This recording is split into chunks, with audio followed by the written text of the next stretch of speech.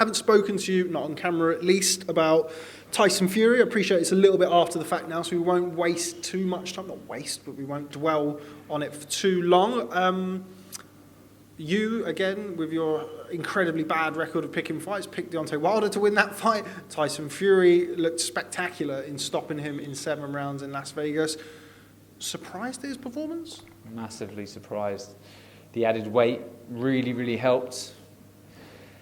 Deontay Wilder looked pretty gun-shy from the opening bell. He just didn't look comfortable in there.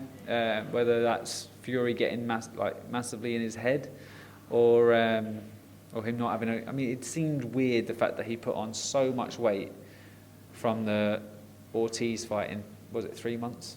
That, you know, he put on nearly a stone. And if you're training... Over a stone, he was about 19 pounds. Over a stone.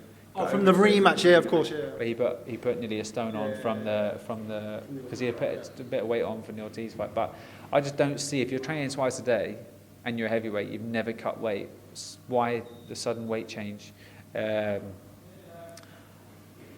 Maybe that's just doubting themselves. Maybe they're just thinking, wait, we need to be a little bit heavier because this guy's so big, he's leaning on me. I don't know. It just seemed like massive shambles, but you can take nothing away from Fury's performance. He went out there, he stuck it straight on him, hurt him early, and just busted him up in every aspect. So, yeah, got that one massively wrong. But I think everyone would have called that wrong, to be honest. I'm not trying to get myself out of jail, but, you know, looking back at Ortiz versus Wilder, the second fight, he didn't look like he had improved from the first fight. He just lined him up for that right hand, and you can never really take that away from him, but he needs to stop relying on that one punch and just go back to the basics, you know, go out there and go back to what made him so phenomenal in the first place, and that's just, you know, moving his feet a little bit more and go back to the weight that he used to box. But I think Wilder versus AJ is always going to be a really exciting fight, but I just think Fury's got his number. Surprised that, considering how one-sided that fight was, that he's invoked the rematch clause for the third fight? He has to. He just has to do it. If he doesn't, he's got no pull in the heavyweight division, and he's a danger, he's a threat. He's not going to get any opportunity. As much as Eddie Hearn says that he's going to give him the opportunity, even if he's got no belts, you know, everyone wants to see AJ versus Wilder. He won't get, AJ's a huge asset to boxing. He's a prized possession. Why would they risk it? You know, they know that they want all the belts. They want the undisputed fight, and that happens with Tyson Fury. That doesn't happen with Deontay Wilder until Wilder exercises his rematch clause. But it could be the fight that finishes him. After the fight, it's not uncommon for fighters to blame things or certain things to go wrong. It is uncommon for them to blame their ring walk attire. So first, for me, I don't know about you, you've obviously been in boxing a lot longer than I have, but I don't think I've ever heard somebody blame an outfit for their performance. I can see you shaking your head, and I already know what the answer here is going to be, but what are your thoughts on that? Do you buy into that? Do you think that's Wilder's way of saving face? Is it just a talking point? What do you make of that? First off, he was beaten fair and square. Like, whether he trained properly for it or not, you know, apparently there's personal problems. He obviously didn't want to use that as an excuse. He should have just took his licks. Do you know what I mean? When AJ lost against Ruiz, there was definitely issues there going on in camp. He kept his mouth shut, went about his business, changed a few things, did it the right way, and, you know, and got the win in the return.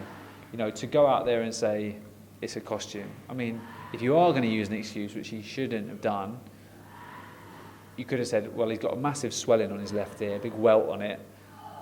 He had a perforated eardrum, balance was all off. There's loads of things he could have said that would have been a lot more reasonable. But going out there saying that the costume just done him,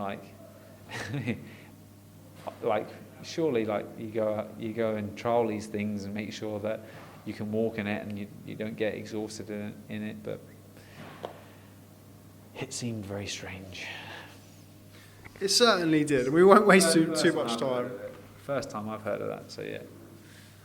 Did anything in that fight, or anything away from that fight, or the outfit excuse, make you think that anything will be different in the third fight? No, because actually, if you watch it back, when Wilder hurt him in the first fight, Fury moved about for a bit, but then he had success, and he hurt Wilder in spurts throughout the fight, but he just didn't believe in himself, and their game plan was completely different, was to box and move. This time he was a lot heavier. He walked in the ring, I think it was 19-2 or something. Fury's naturally the bigger guy. He's used to walking around at, I think he dropped about 10 stone from starting his training back with Ben Davison. When you're used to walking around with that sort of added weight, he'll still feel fleet-footed and light at 19 stone. He's looked like he put on a lot of muscle working underneath Andy Lee and Sugar Hill. They've obviously worked on sitting down on the punches, and he's still able to keep his movement. And I think it's really favoured. That's really favouring his style. He's always lacked a little bit of pop, and you can't fiddle your way through fights anymore. He knows he's in the entertainment business, and he knows that he needs to go out there and impress and go out there and put on a show, and he's definitely doing that now. He's never going to be a one-punch knockout artist because it's not his style, but he's now got a lot more power and pop in his shots to keep guys at bay. When you consider his performance against Vladimir Klitschko, outboxing the master boxer in Germany, and you can consider his performance against Deontay Wilder, the rematch, obviously you can bear the first fight into consideration as well, but in the rematch where he set about the puncher and knocked him out, what does that say about Tyson Fury's talent and his ability as a fighter? Adaptable, very, very adaptable. He finds a way to win. He scraped himself off the canvas in that first fight, and that in itself, you've got to give him the utmost amount of respect for that.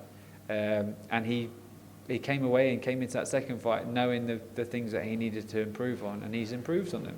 So he understands the game. A lot of fighters just do what they're told. And he's the kind of guy that understands his own strengths, his own weaknesses, and he's constantly looking to develop and improve.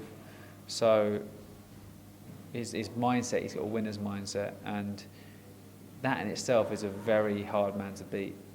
He's been brought up fighting his whole life, so he's comfortable in there, but he's got a winner's mentality, and I think AJ versus him is obviously the fight that everyone wants to see, and it's one that you're always going to say, all right, well, Wilder was a combination puncher, so Wilder was a one-shot puncher, AJ's a combination puncher, but AJ is a natural fighter, and Fury is. AJ's a better athlete, but he's not a natural fighter, and I think that's why people will always favour Fury going into that fight, but it's one that we want to see as fans. Before the Wilder rematch, you said that you fancied Wilder slightly in the rematch, but you said that you felt like that Joshua's style would be the style to beat Tyson Fury with the combination punching. Considering what we saw in that Wilder rematch, has that changed your outlook on a potential Joshua Fury fight? No, I said he's got a better style to beat Fury. And I still think he has a very good chance. I still think it's a fight that if Fury gets dragged into a fight, which we've just talked about him having that winner's mentality, and that's why I'm not going to say who I believe wins or because it's so far away, and I think we'll see in the next couple of fights how they still adapt. But it's one that, AJ is a combination puncher, and he needs to believe in that, because he's got fast hands, and he doesn't, he can work the body well, and he climbs up, sort of, he dips down, blah, blah, blah, and he'll be able to throw his combinations because he's a very good athlete. But, Fury has that intelligence and that ability to frustrate, and I think, that's so. If AJ's got a chance of winning, it's got to be early. If it goes past 4, maybe 6 rounds, I think it's Fury all the way.